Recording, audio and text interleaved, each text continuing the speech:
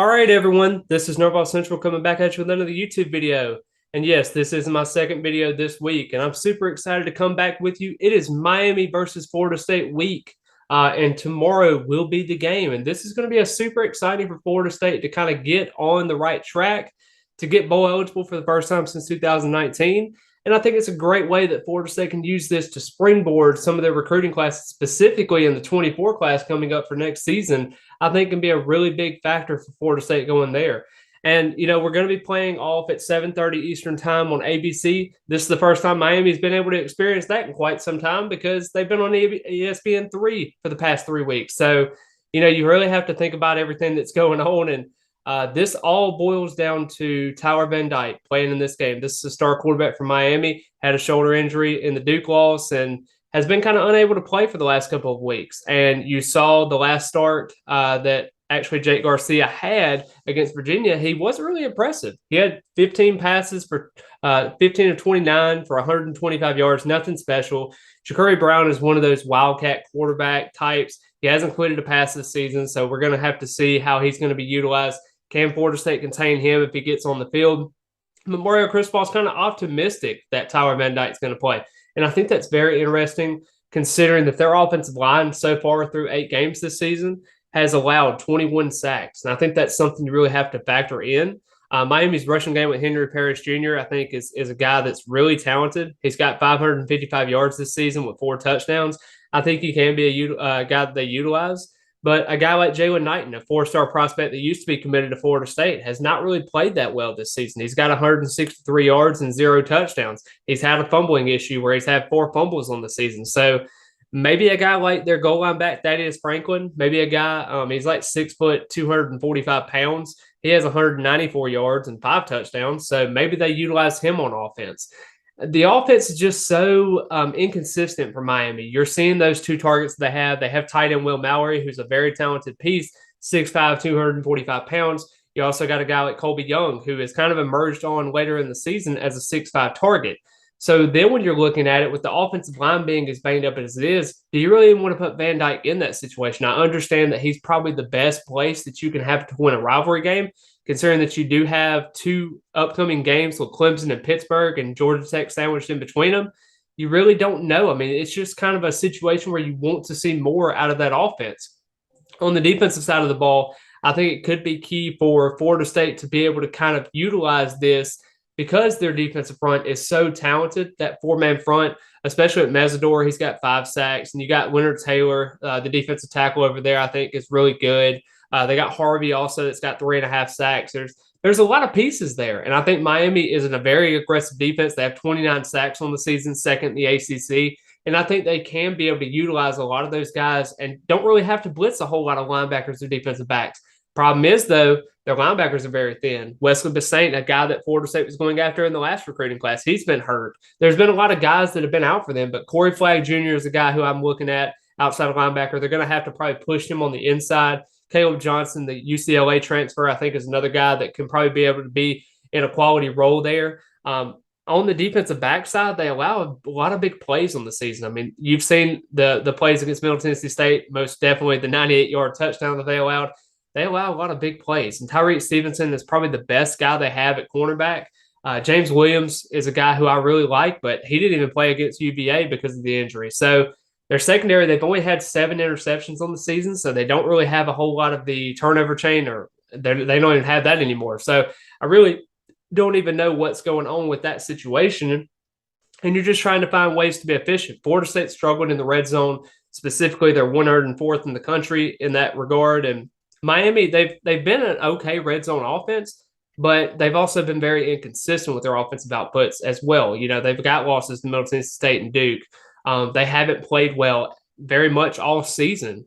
But the red zone defense is a very quality red zone defense. They're 35th in the country. They are a very aggressive defense while that is.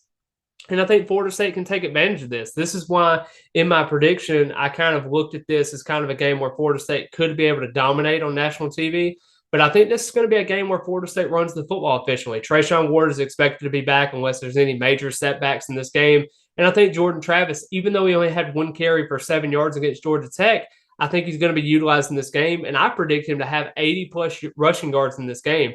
I think he's going to rush for 2 and pass for 1. So I think that's going to be really big there. I don't think you're going to see much of wide receiver output as much. You may see a couple passes here and there to Micah Pittman, who's having a revenge game against his former head coach. Also with Trey Benson having some carries as well. But you're just kind of looking for them to be able to run the ball efficiently.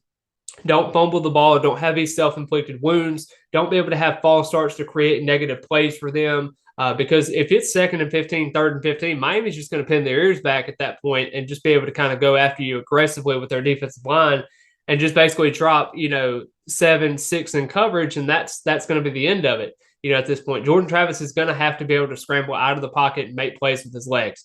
I think that's why they salvaged him against Georgia Tech at that point, was able to utilize him as a passer and kind of go from there. Florida State's done a really good job this season. They've only allowed 10 sacks in the season, and he's been relatively healthy for the most part of this season. Knock on wood, but Georgia Tech didn't really do a whole lot defensively against us because we were so dominant. We had 650 yards of total offense. Now, can that translate to this week? I mean, we have an emotional rivalry game. A lot of people are kind of down on Miami because of their start and their finish so far. They're 4-4 on the season. If they don't win this game, they might not get bowl eligible. And, first-year head coaches can kind of be a train wreck at times. We've seen that at Florida State at times where the first years of Mike Norvell and first years of Willie Taggart, not really been so great. Now you're just trying to find a way to be efficient.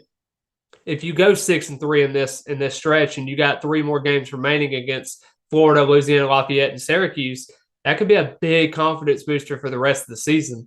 And I think Florida State in this game is going to handle business. Miami already said they got a sold-out crowd for this game. Glad to see that we actually got a sold-out crowd because Florida State is pretty much their Super Bowl at this point. I think Florida State's going to have to do a good job making sure they don't self-inflict themselves.